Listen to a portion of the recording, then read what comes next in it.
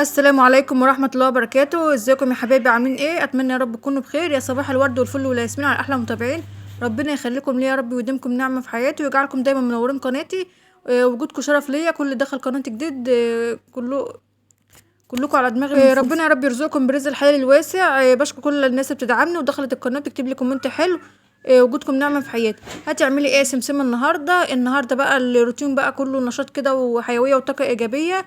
هخش بقى اوضه الخزين عشان انضفها كده بقى واعمل لها ترويقه حلوه. وكمان هخزن بقى احنا جبنا الطحين من المكنه. هخزن بقى الدقيق. شوفوا احنا بخزنه ازاي.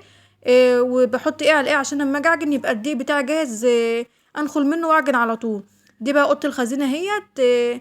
بعد يعني ما خلصتها يعني وكمان هوضب معاكم بقى العشاء. رز كده بقى اصفر وسمك وشويه سلطه. كملوا بقى معايا الفيديو للاخر. بس يلا بقى قبل ما ابدا الفيديو صلوا على النبي يا جماعه عشان لما نبدا الفيديو حطوا لايك. اللهم صل عليك يا حبيبي يا رسول الله. بصوا بقى اول حاجه بعملها طبعا البرميل الاخضر اللي انتوا شايفينه قدامكم هو ده اللي انا بخزن فيه الطحين بتاعي. يعني كل ما نغسل شويه غله وكده بخزنه فيه. فطبعا انا بقالي كام سنه بخزن فيه. هو بصراحه مش كبير قوي بس يعني برضو بكبسه وكده فبياخد برضو معايا طحين كتير. بصوا بقى اول حاجه اقولها لكم. احنا جبنا بقى.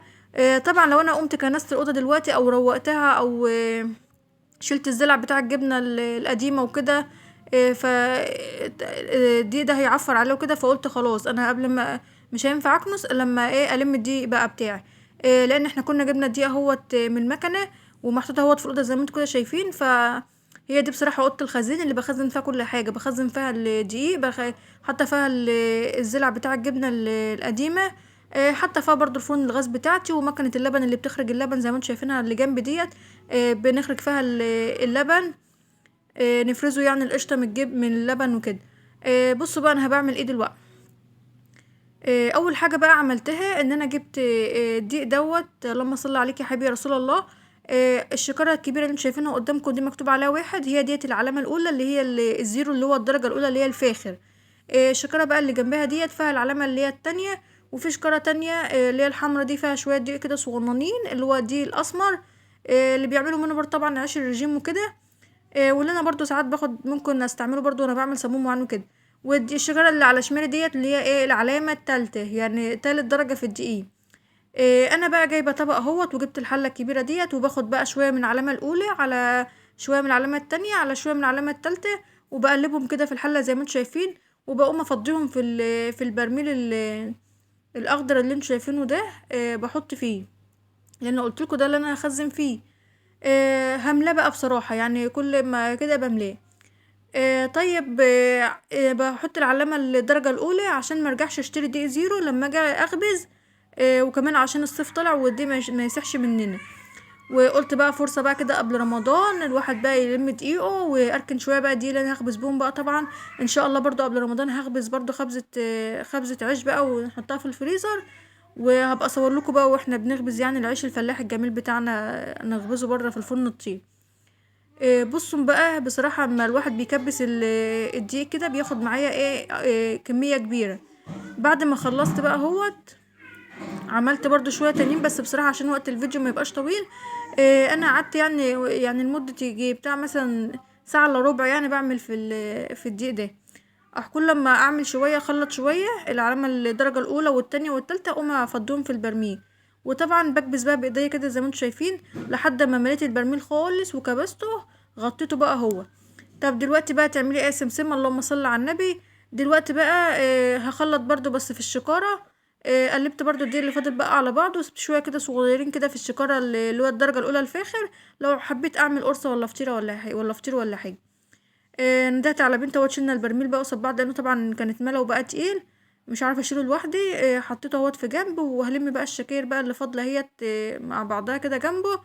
وطبعا الشكاره ديت بقى اللي أنا كنت ماسكاها دي شكاره الرده. طبعا لما يرد الغله المكنه بيديكي بقى كمان الرده وبعد الدقيق بالثلاث درجات بتاعته والرده والسن اللي هو الدقيق الغامق. هلم بقى كده كله على بعضه لحد ما نيجي طبعا اخبز عيش عشان رمضان. هاخد بقى اللهم صل عليك يا حبيبي يا رسول الله. هاخد بقى الدقيق اللي انا حاطاه في الشكاير ده. انخله بقى ونعجنه عيش. الحله فضيت اهي خلاص كده. احطها بقى في المواعين.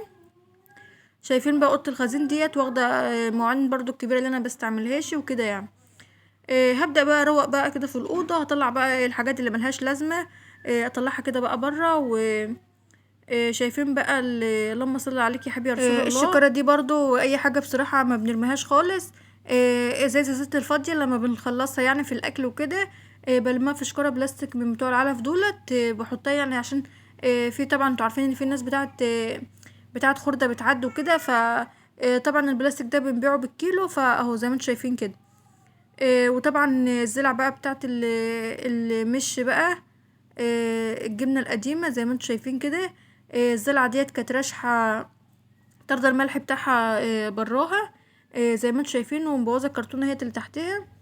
هجيبها كده على شكارة وابدأ امسح فيها كده بحتة قماشة، واغير لها بقى الكرتونة. جبت كرتونة اهوت ناشفة تانية نضيفة، وهمسح برضو الزلعة التانية ديت زي ما انتوا كده شايفين، وبرضو جبت لها كرتونة اهوت وهحطهم برضو كده. ده بقى المش برضو، الجرادل دي برضو فيها مش برضو، طبعا مش هينفع ان انا اطلعها.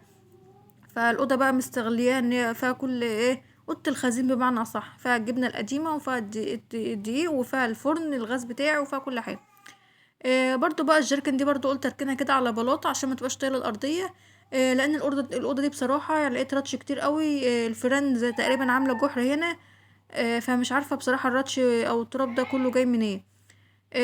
هي الاوضه مش متبلطه ولا فيها اي حاجه زي ما انتم شايفينها كده، على الطوب الاحمر بس.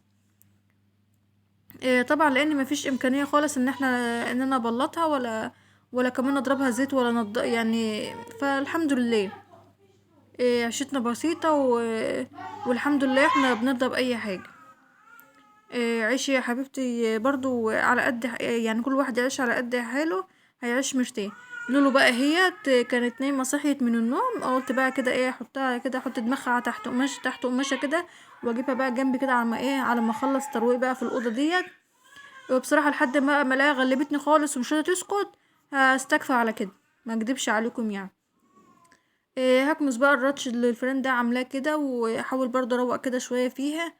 هي بقى كانت بدأت بقى تعمل الوش بتاعها بقى وتقعد تعيط وكده. طبعا سهوت برضو يعني مقطوع وكده، يعني مفيش مشكلة خالص. ان شاء الله برضو هبقى اخده بقى كده، اغسله بقى كده في البحر. وكنت روقته اهوت بقى شوية كويسين. فاضل بس احاول اعدل بقى الحاجات كده جنب بعضها وهبدأ بقى اكنس بعد ما نفضته بقى كده هبدأ اكنسه زي ما انتم شايفين كده، والم منه الزبالة. البرميل بقى ده طبعا احنا لسه جايبينه، يعني بصراحة جايبينه بقى من الناس بتوع عشان نخزن فيه الغلة وكده. ما ربنا يسهل يعني. انتوا طبعا عارفين ان الغلة بتتخزن، بتندرس في شهر 5. هنا بقى هوضب بقى العشاء بتاعي. جبت بقى مادة دهنية وحطيت بقى بصلة ومعاه كركم واللهم صل على النبي 7 بهارات، وببدأ بقى اشوح رز كده في البصلة كويس قوي، وبعد كده بقلبه واسيبه لحد ما يغلي كده 5 دقايق، وبعدين اوطي عليه النار خالص. في الوقت نفسه بقى كنت متبله ده سمك بلطي، كنت جايباه متبلاه بتوم وملح وكمون، وببدأ اقليه في الزيت لحد ما ياخد اللون دهبي بالشكل اللي انتوا شايفينه ده.